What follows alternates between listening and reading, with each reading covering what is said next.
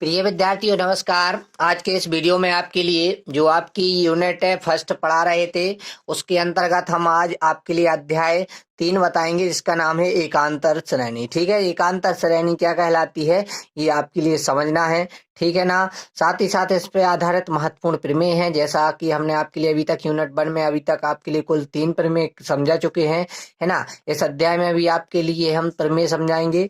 ठीक है ना, तो अच्छे से समझिएगा, प्रमेय बहुत महत्वपूर्ण है। ठीक है ना। सबसे पहले हम इसका बेसिक समझ लेते हैं कि जो एकांतर श्रेणी है ये कहलाती क्या है। ठीक है ना। तो एकांतर श्रेणी का मतलब ये है कि एक ऐसी श्रेणी होती है जो एक अंतर पर चलती है। ठीक है ना, एक विशेष रूल का पालन करती हुई चलती है, विशेष नियम का। ठीक है ना। तो इसमें पहले प्लस आएगा, माइनस आएगा, फिर प्लस आएगा, फिर माइनस आएगा, ऐसी ये सीरीज आपकी चली जाती है। ठीक है ना। तो इस प्रकार की जो श्रेणी बनती है उसी को हम एकांतर श्रेणी कहते हैं। क्या कहा हमने, एक ऐसी श्रेणी होती है जो प्लस माइनस ऐसी जाके चली जाती है, पहले प्लस फिर माइनस फिर प्लस फिर माइनस, ऐसा जो साइन आता है उसको हम कहते हैं एकांतर श्रेणी। ठीक है विद्यार्थियों, चलिए इसको एक बार आप परिभाषा समझ लीजिए। देखिए जो आपने आपके लिए बताई है वो यहाँ पे लिखी हुई है कि एक श्रेणी सिग्मा यू एन मान लो, है ना, एकांतर श्रेणी कहते हैं यदि उसका प्रारूप इस प्रकार हो। ठीक है, सिग्मा यू एन बराबर U1 माइनस है प्लस है, ठीक है, फिर प्लस है फिर माइनस है, तो इस प्रकार की जो श्रेणी है उसी को हम क्या कहेंगे विद्यार्थियों, एकांतर श्रेणी कहेंगे। ठीक है। अब एकांतर श्रेणी में आपके लिए बहुत महत्वपूर्ण श्रेणी है, याद रखना है आपको कि साइन एक्स की श्रेणी क्या होती है, कॉस एक्स की क्या होती है ना, इसको आप याद रखिएगा। तो जो साइन एक्स की एकांतर श्रेणी है वो होती है 1 माइनस एक्स की पावर 3 बटे 3 फैक्टोरियल, ध्यान रखिएगा ये फैक्टोरियल का साइन है। ठीक है, प्लस एक्स की पावर 5 है ना बटे 5 फैक्टोरियल, माइनस एक्स की पावर 7 बटे फैक्टोरियल 7। ठीक है, ऐसे आगे बढ़ती जाती है। कॉस एक्स की ये है आपकी और सिग्मा यू एन की ये है। ठीक है ना।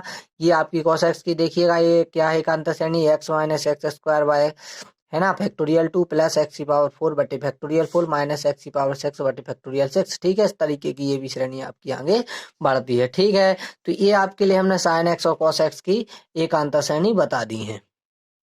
अब आगे हम इस अध्याय का एक महत्वपूर्ण टॉपिक पढ़ेंगे, लेबनीज परीक्षण। लेबनीज परीक्षण क्या कहलाता है, ये जो आपका श्रेणी है ये आपको बता देता है कि अभिसारी होगा या अपसारी होगा। ठीक है ना। तो अभिसारी कब होता है कोई भी सीरीज, जब उसका क्या हो UN+1 UN से क्या हो आपका बड़ा हो।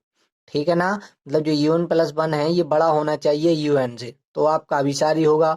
सेकंड है यदि लिमिट आपकी n लेते हैं आप इनफाइनाइट तक तो वो 0 होना चाहिए, तब आपका होगा कौन सा, अभिसारी, अन्यथा कौन सा होगा, अपसारी। ध्यान रखना, ये लेबनीज परीक्षण कहता है कि अगर कोई भी श्रेणी UN निकालें उसका हम UN+1 निकालें, तो जब UN+1 यदि UN+1 है जो UN से क्या रहेगा आपका, क्या रहेगा, छोटा रहेगा। ध्यान रखना ये छोटे का साइन है ना, तो UN+1 क्या होना चाहिए, छोटा होना चाहिए UN से। ठीक है ना। तो आपका क्या होगा, आपका अभिसारी होगा, अन्यथा क्या होगा, अपसारी होगा। ठीक है ना। और जब लिमिट हम n से इनफाइनाइट तक ले लेंगे तो आपका वो क्या होना चाहिए, 0 होना चाहिए। ठीक है ना, जो आपकी श्रेणी वो क्या होना चाहिए, 0 होना चाहिए, तब आपका होगी कि जो UN है वो आपकी क्या है, अभिसारी है।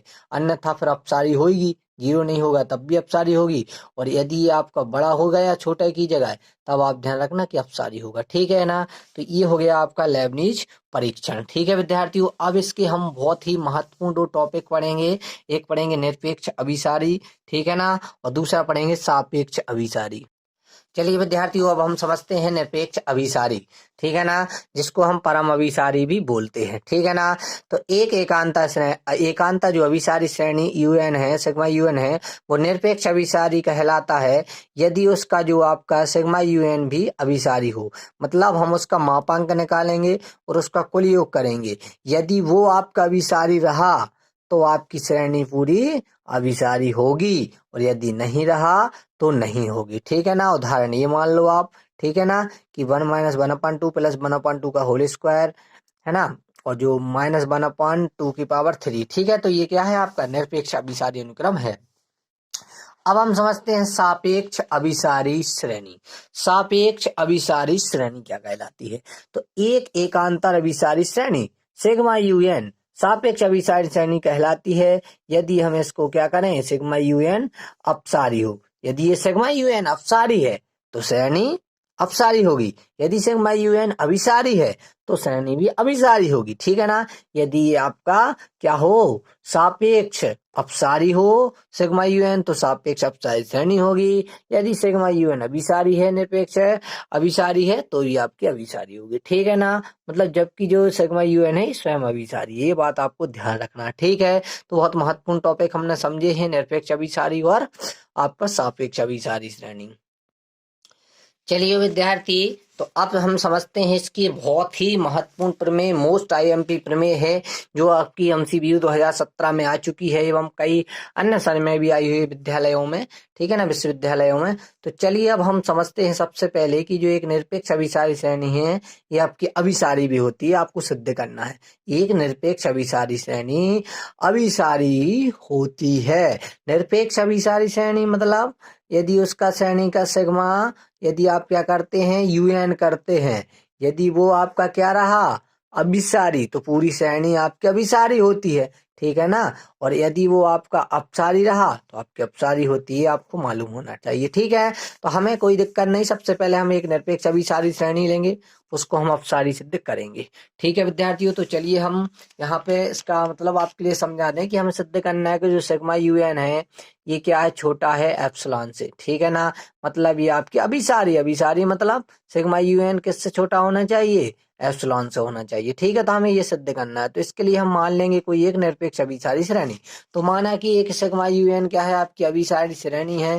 तब आप देखिएगा जो आपका यूएन है और यूएन प्लस 1 करोगे, यूएन प्लस 2 करोगे, ऐसा जोड़ते जाओगे यूएन प्लस पी तक, ठीक है ना। तो ये किससे छोटा होगा, आपका एप्सिलॉन से छोटा होगा। इसको आप समीकरण 1 मान लीजिएगा। अब क्या कीजिए विद्यार्थी हो, जो आपका प्रत्येक एन बड़ा है एम से के लिए एडजस्ट कीजिए, पी छोटा है। अब चलिए हम आगे बढ़ते हैं, ठीक है ना। तो जो आपका यूएन है और यूएन प्लस 2 है, इसको अपन यूएन प्लस पी तक जोड़ेंगे।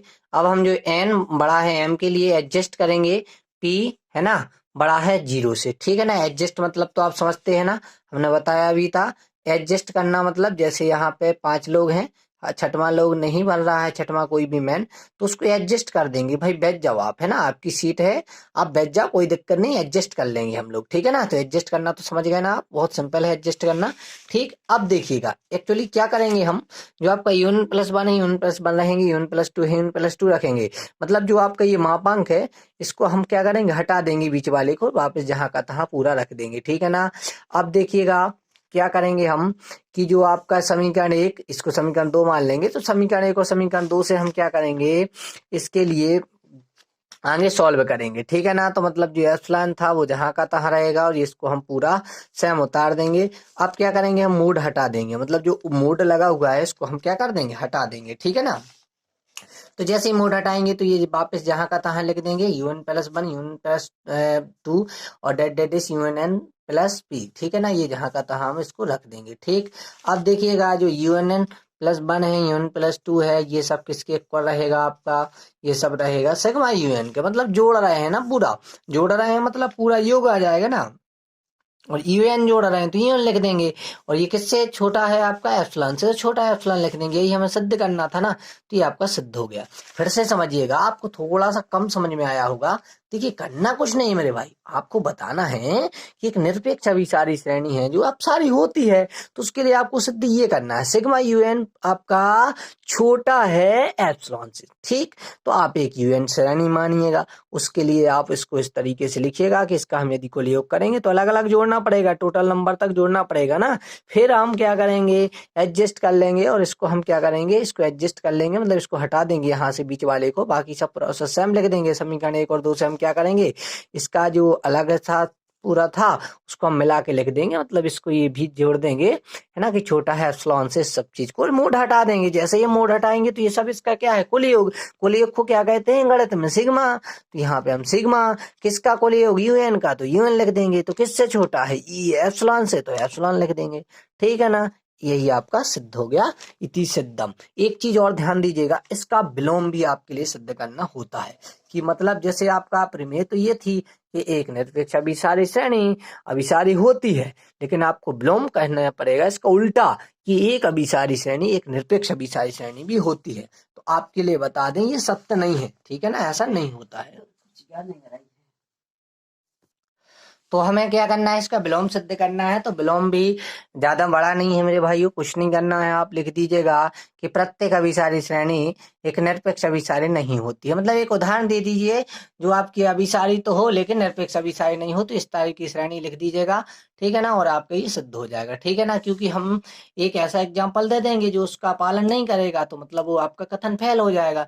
ठीक है विद्यार्थियों, तो इस प्रकार हमने आपके लिए जो आपके यूनिट फर्स्ट थी, इसका जो चैप्टर नंबर 2 था एकांतर श्रेणी, इसका ये भाग बना दिया है, जिसमें हमने आपके लिए उसकी निरपेक्ष अभिसारी श्रेणी की परिभाषा समझाई है, और जो निरपेक्ष अभिसारी और सापेक्ष अभिसारी अनुक्रम है, श्रेणी है, इन सबको हमने समझा दिया है, ठीक है ना। वीडियो अच्छा लगा हो तो प्लीज लाइक कीजिएगा, चैनल पर नए हो तो सब्सक्राइब कर बेल आइकन को प्रेस जरूर कीजिएगा। धन्यवाद।